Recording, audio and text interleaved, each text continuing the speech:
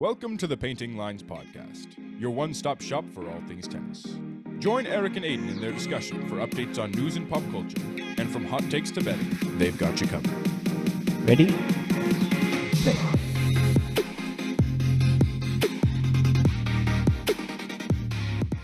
Welcome back to Painting Lines. Last week, the clay court season officially kicked off with all the big names in Monte Carlo.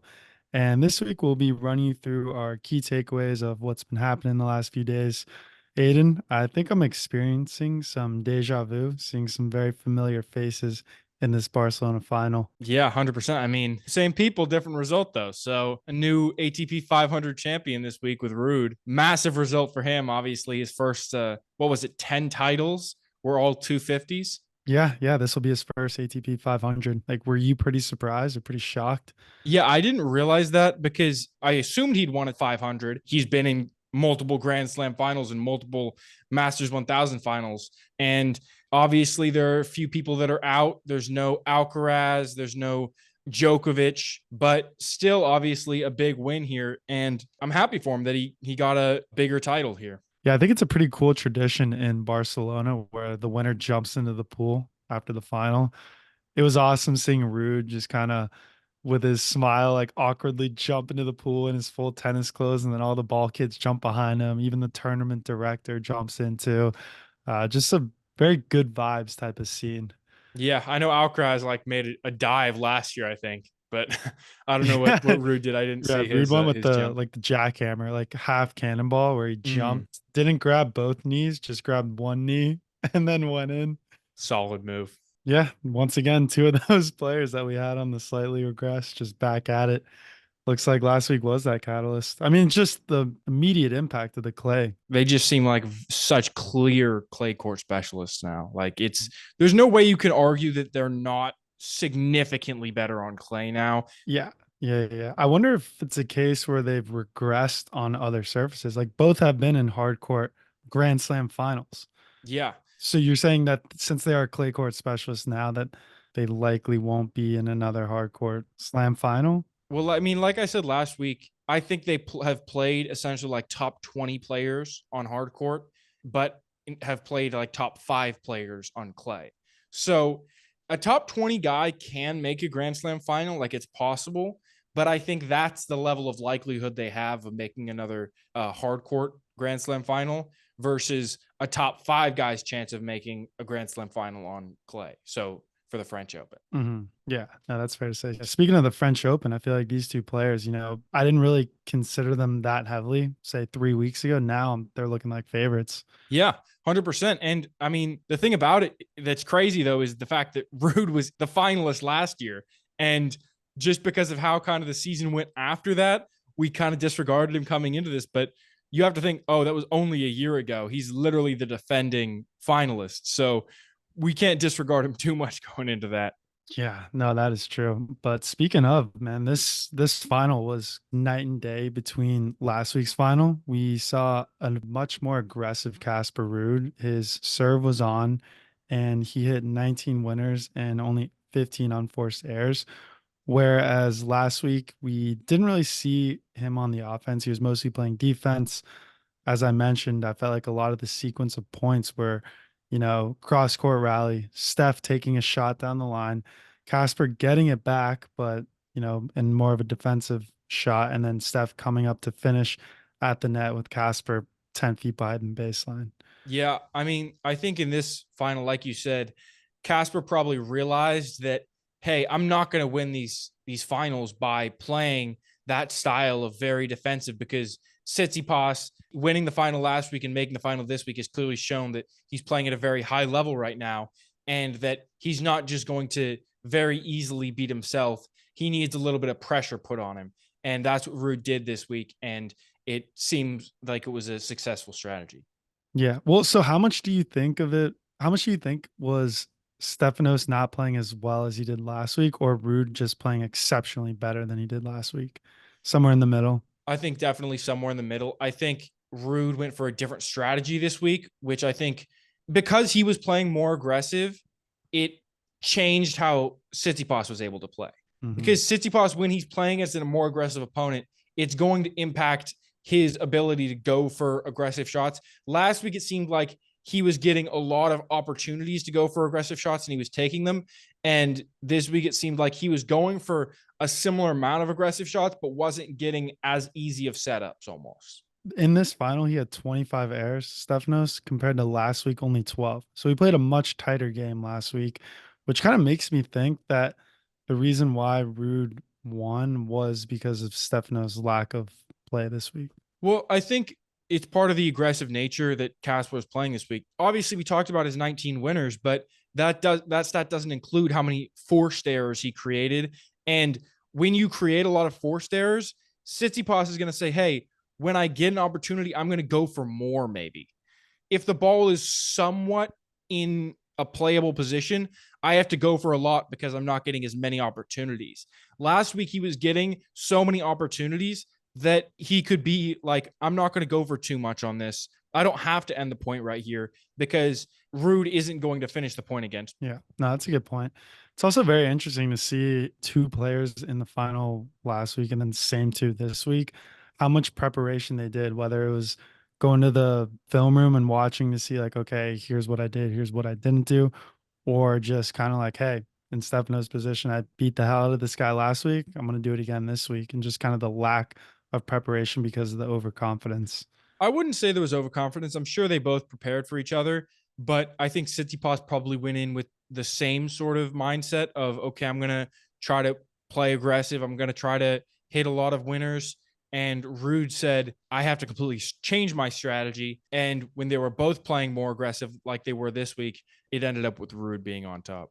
Yeah, well, this will be an interesting clay court season with these two. Hopefully we can see a lot more of them. 100%. Speaking of familiar faces, I haven't seen this guy, Nadal. You know who that is? Yeah. He's finally back on tour.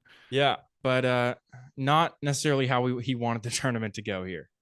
Yeah. Felt a little nostalgic watching him just because I got that feeling, kind of had that remnants of the big three era, like that generation of tennis just kind of still holding on, still there. And he got it done against Caboli. Made it like didn't really pass on the torch quite yet. Yeah. He still seems to have some level of capability, obviously, but almost seems like Nadal is kind of falling into a position of someone like a Murray or a Wawrinka, where they're not necessarily as dominant as they were, obviously, in their prime. They can still beat a lot of players because they have that kind of remnant of being such great players, but they're not going to necessarily compete at the highest stage. Obviously, this is a very early sort of statement. We've seen Nadal be back for one tournament on clay now, but that's what it looked like based on the two matches he played. I mean, I think that's a fair assessment. You know, he goes in, gets it done against Caboli, who's, you know, not he's a good player, but he's not up there like a Deminar. And you see him lose to Deminar. So he's kind of like, all right, he's got that ability, but he doesn't have enough to beat a top 15 player. And someone as athletic as Deminar too, who it's kind of a winning ugly scenario that we had here with Deminar's drop shots. Like he was kind of exploiting Nadal's lack of mobility. Yeah, mobility. Yeah, well, I mean, Deminar can make the game very physical. And when he knows he's playing against an opponent that is coming off an injury and is a little bit older, even though Nadal is obviously known for having incredible mobility around the court, Deminar knows, hey, I'm going to exploit any weakness that I see because that's just how I'm going to win. And so that's what he went for. Yeah, and now he's one of those players I can say he's beating Nadal on clay. Yeah, that's true. Very rare group. How about your reaction to Nadal leaving the stadium? Because this could have very well have been his last match in Barcelona. And he got a huge standing ovation from the crowd. Like they could kind of feel it. But he just kind of walked off as if it was like he'll be back. I don't know what you saw in that. If he was just kind of like, all right, I don't want to really soak this in just quite yet. I just kind of, because it is Barcelona, it's his home tournament. Well, I also think it's to an extent he doesn't want to think about the fact that it may be the last time. And so he wants to try to focus on being like, okay, I'll be back here. I'm going to come back better. But it's tough to think about what's going through your mind in that position. Yeah, I guess more of my question was, do you think people were overreacting by treating it as if it was his last Barcelona match? No, I can understand their reaction because it's a very distinct possibility that it was.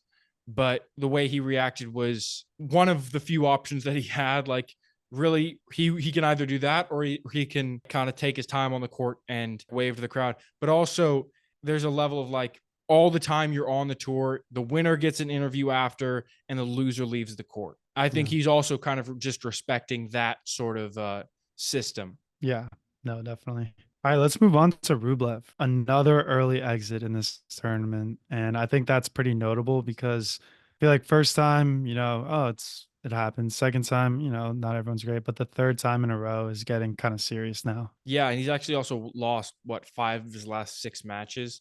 But props to Nakashima, right? I mean, it seems like Rublev isn't playing at his highest level, but I think Nakashima obviously had to play well to beat him still. Yeah, biggest win of his career. How about that racket smash? That was insane. At the end of the match, Rublev just completely, and I quote what the report or the caller of the match said, like obliterated his racket. Yeah, I think it's just that frustration from the streak he's in right now just coming out and him being like, I got to take it out on something, and took it out of his racket there. Yeah. All right, let's get on to what happened in Munich this past week. So we had the BMW Open, and this is probably my favorite storyline of the week. So Struff snags his first title in his home country. I think that is just awesome to see because the guy's 33 years old. Yeah, I think it's always great to see a guy that, like, those storylines where the guy's kind of a little bit of a journeyman in the tour, and then he finds his success later on in his career. It's the same thing as when you see, I want to say there's this guy, Andre Ingram, who I think was 38 and played in the G League in the NBA for like his entire career, and then got called up at the end of the season one year. And it's like, even though it's not really consequential, it's still so cool to see him get that opportunity to play in the NBA, even if it's only for a couple of games. Yeah, making him like a Rudy thing. It's just like achieving something that you've spent so much time on and that maybe you didn't think was ever going to happen. Yeah, no, that's fair because many tennis players go their whole careers without winning a single title. And this could very well have been Struff here, but the dude played lights out, man. He didn't drop a single set the whole tournament. Yeah. We'll get into the final a little bit later, but he came pretty close to dropping a set against Fritz there in that final. Yeah, well, I have a theory here. So the weather in Munich was cold and damp, and I think the clay it played a lot faster, which is what Struff actually excels on, faster surfaces. So I think it was just like the perfect conditions for him, which gave him a better chance in this tournament. Like you saw all the players were wearing long sleeves. It was rainy. There was even hail on the court at some point.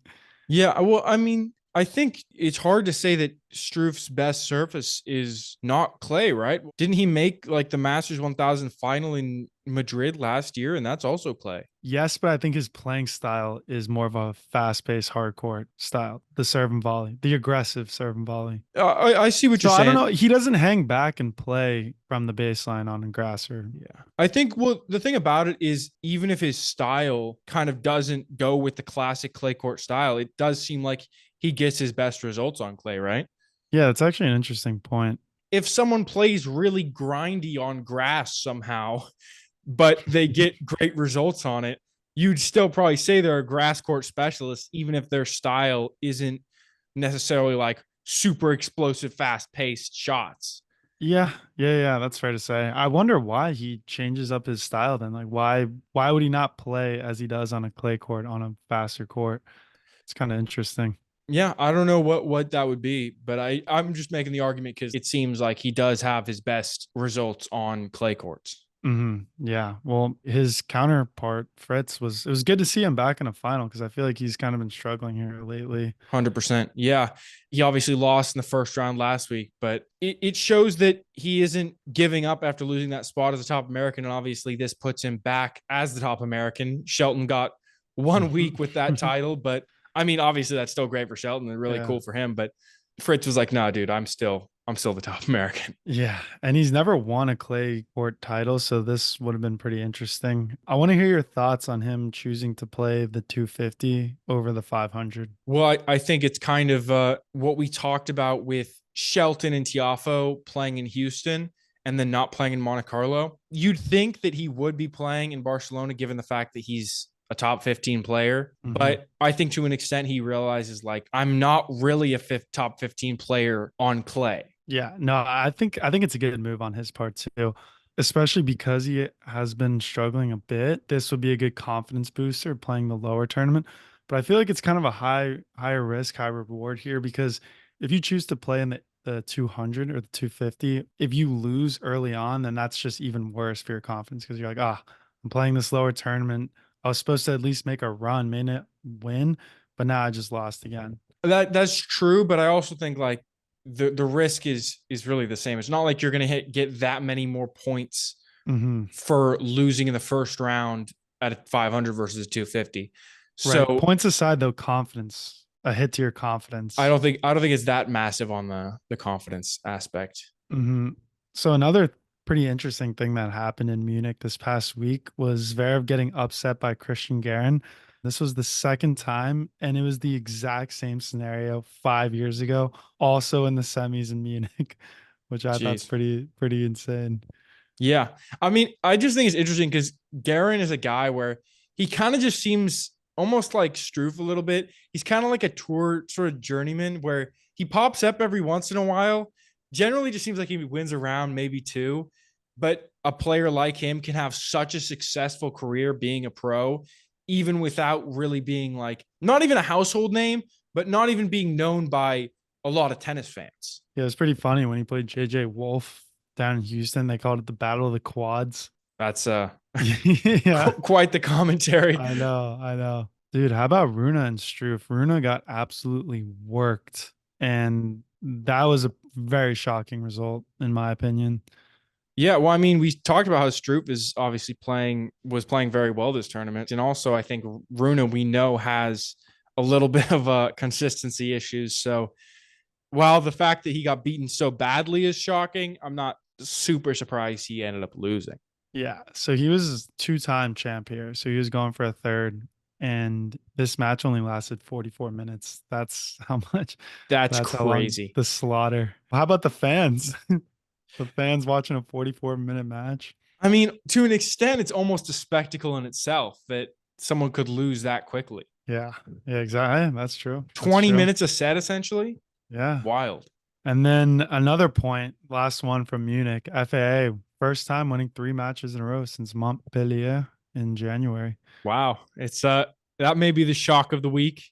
FAA winning 3 matches. That's never something you expect. But looking at where he stands now in the rankings, he's currently 2 spots ahead of where Marozsan is. And I was thinking about that comparison, and I was like, I wonder which one you'd really rather see in a draw. Because obviously Marozsan is not as highly touted as FAA because FAA was so highly ranked back in 2022. But Marozsan does have the reputation of creating those massive upsets. So it seems like they're honestly pretty comparable because they don't have any consistency in their play level. Yeah, that's pretty funny. Jeez. All right, let's jump into Bucharest. So we have Vucevic. He beats Navone for his first title since 2018. Yeah, I mean, I didn't know he had a title even. Yeah, I wonder if he took off his shirt and flexed it.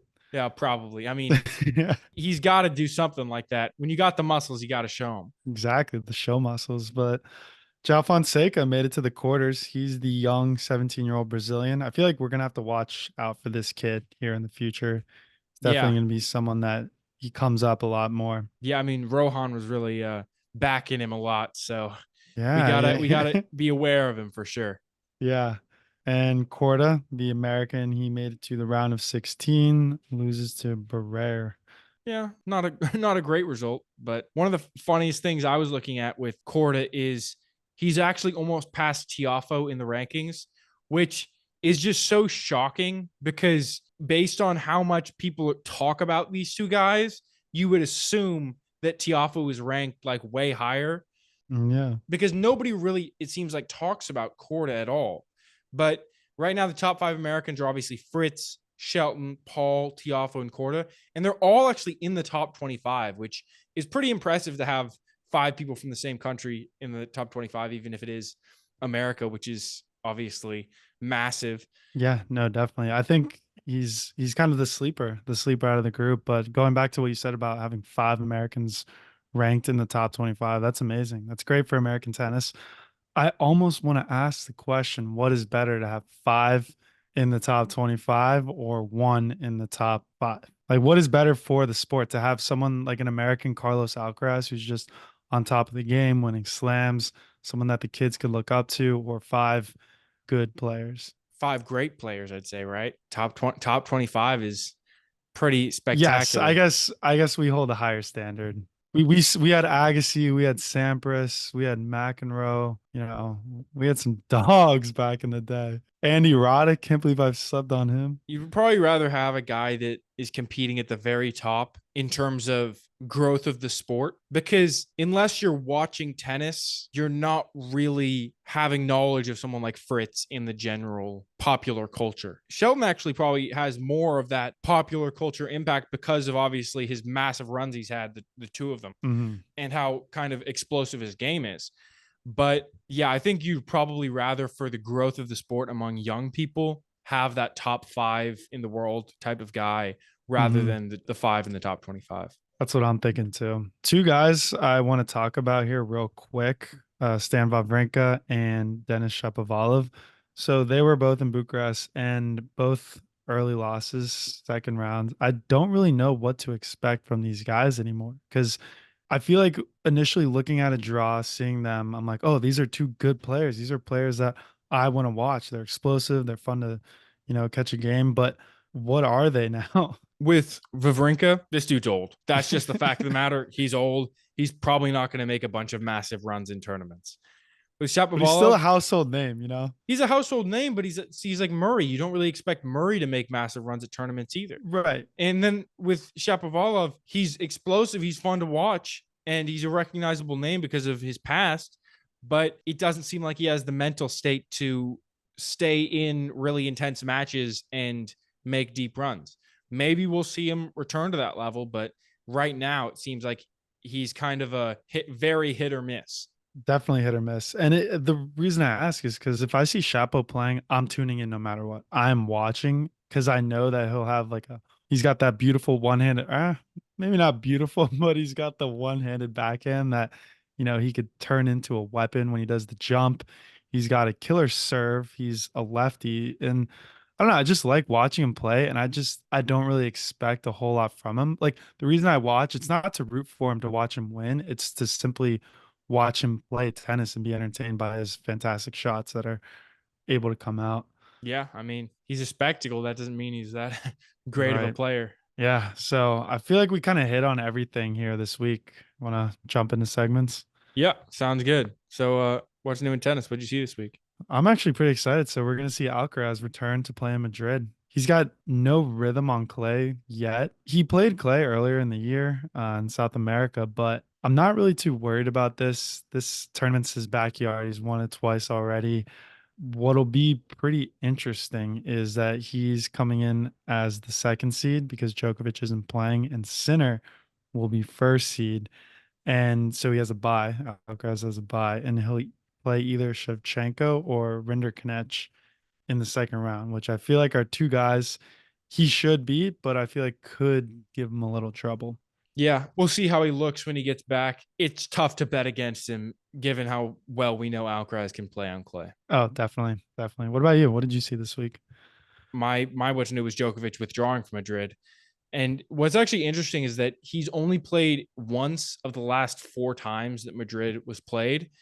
And I see this and I'm like, okay, well, that immediately generates more questions. Is he going to play in the Italian Open? What does this mean in the build up to the French Open?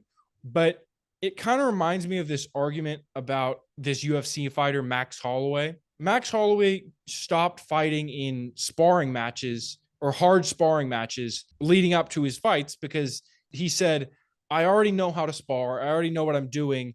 Do I still need to do all these practice rounds before I actual fight where I'm just taking damage on my body and it doesn't really help me that much? So for Djokovic, at what point does he start to say, do I need to play in these quote unquote practice matches before I get to the quote unquote real matches? And when I say that, I mean the normal tournaments like the Masters 1000s, which are obviously big tournaments and they're important for a lot of people.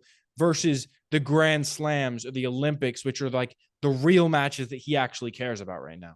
Yeah, that is a very interesting point. I think for him, he's doing the right thing by kind of picking and choosing which tournaments he wants to play in because of his age. But I do think that it helps to just kind of get as many clay court reps in as you can, because clearly his picking and choosing this year hasn't really worked in his favor. He has no titles.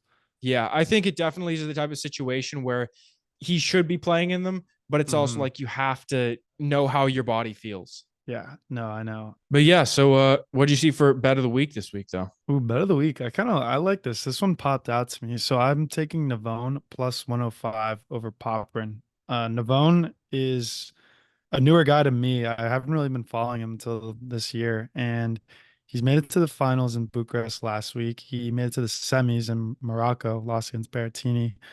And Poprin's not really known to be a clay player. Granted, he had that big win against Rublev, a struggling Rublev, but I'm feeling pretty confident with Navone's odds here. Yeah, I think it's a reasonable bet. I mean, definitely don't know as much about either of these guys. They're not the biggest of names, but I can see the justification for going for Navone here, especially with the positive odds. Yeah, and Popper, he does have that big serve, but the clay just, should take some speed off of it. Yeah, 100%. Who are you taking this week? I'm going with Nishioka plus 310 over FAA. I mean, like you mentioned, FAA got the 3 wins in a row. He's been playing a lot better recently, but I still don't have that much confidence in him not to lose in the first round. And plus 310 are pretty juicy odds for Nishioka. Nishioka is no slouch either. Like, he's a solid player. So I could see this match going either way. And with plus 310, I'm taking this every day. I was gonna say, I feel like anytime I see plus 310 against FAA, it's auto lock. Yeah. No, it reminds me of what was it, the US Open last year when I saw this post. It was like, oh, McDonald upsets FAA. And I was like, dude, that's not an upset right now. Dude, match of the week. I saw an awesome match of the week this week. I saw Tsitsipas squeaking by Diego Acosta in a very tense 3-setter. Yeah, I watched this match too. Really, it was a very intense one. I know. I'm going to walk you through it. So we had Acosta winning the first set. Steph won the second. And then Steph was serving for the match in the third, ended up dropping his serve, and it went to a tiebreaker. Now, this is where it gets really freaking tense because he was behind 5-2 and he fought his way back to win 10-8. And when he won the match in the third set tiebreaker, he dropped to the floor like he had just won a Grand Slam final. Like, literally hands in his face, just pure exhaustion, laying on the floor. And you just love to see that type of emotion after a game, especially when it's not even a title either.